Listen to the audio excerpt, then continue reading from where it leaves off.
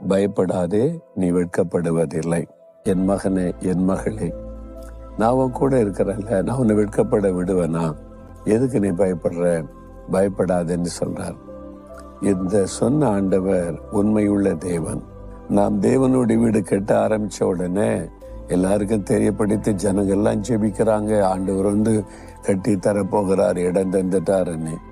அப்போ பாருங்களேன், மத தீவிரவாத அமைப்பினர் மத தீவிரவாதத்தை தூண்டிவிட்டு இதை கட்ட விடக்கூடாது அப்படி ஊர்வலம் நடத்தினாங்க, பொதுக்கூட்டம் போட்டாங்க, நோட்டீஸ் அடித்தாங்க.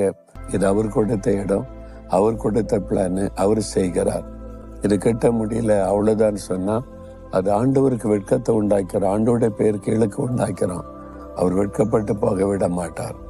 நான் ஆண்டவிடத்துல நின்ன போது எதிர்ப்புகள் மத்தியிலே கட்டப்படும், நான் உன்னை வெட்கப்பட விட மாட்டேன், நான் கர்த்தர், பயப்படாத, சூழ்நிலை கண்டு பயப்படாதன்னு சொல்லி 1 வருஷம் அவங்களால் தடுத்து வைக்க முடிந்தது.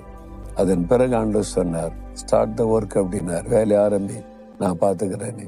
வேலை ஆரம்பித்தோம், கடன்னு கர்த்தர் முடிச்சு மகிமையாய் ஆண்டவர் பிரதிஷ்டை பண்ண உதவி செய்தார். வெட்கப்பட்டு போக விடலை. எல்லாரும் பேசினாங்க, இனிமே அவ்வளோதான், இது கட்ட முடியாது, முடிஞ்சதுன்னு சொல்லி.